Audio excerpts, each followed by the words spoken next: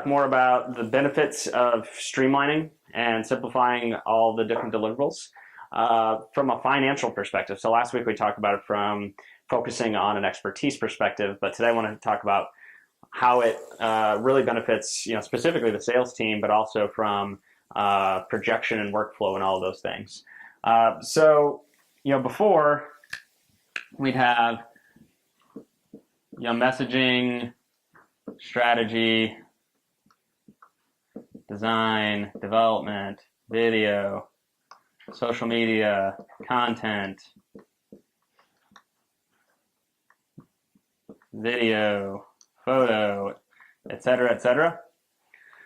And so from a budgeting perspective, from a forecasting perspective, to try to get to, what we've talked about, if we could, the $100,000 a month bucket. So if we wanted to get to that, sales team, how much of which should you sell per month? Oh boy, it's okay. So I don't know, around 6K, I don't know, 20K, 10K, and so you couldn't say go sell one or two things or three or four things. The variety and the number of things they had to sell each time. So it would almost be, sell 1.5 videos and every 3 months sell a retainer client of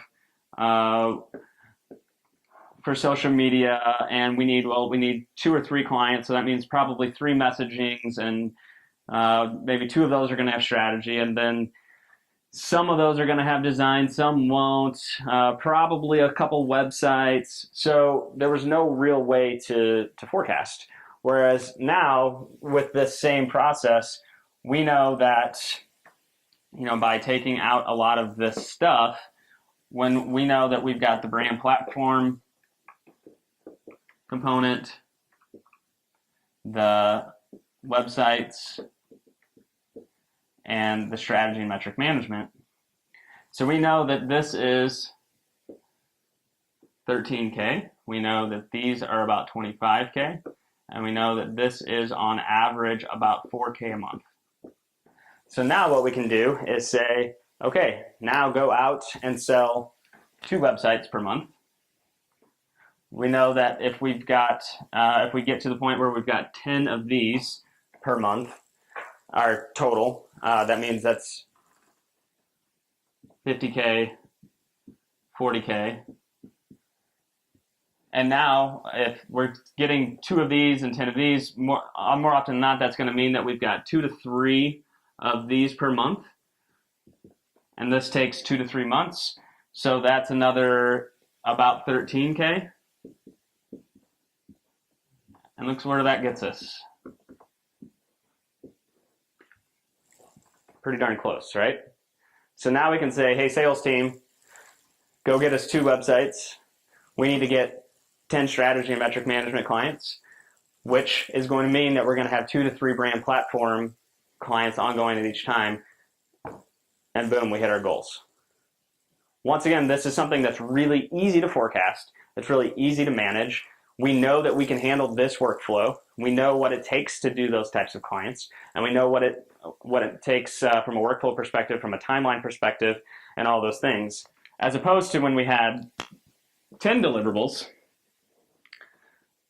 then one would be up a little bit, one would be down a little bit, but we could never really forecast it. We could never really look at it and say, okay, we know that we have capacity and we know we don't have capacity. Because what this also allows us to do is we know that we have capacity and budget for 2 websites per month.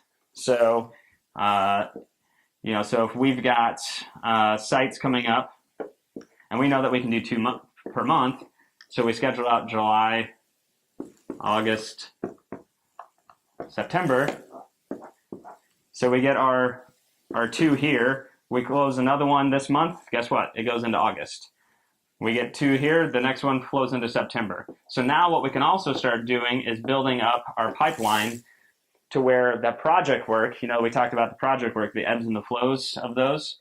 What happens is when you can actually schedule them out this way, and sometimes clients won't allow for that, and that's when we can use our contractor partners.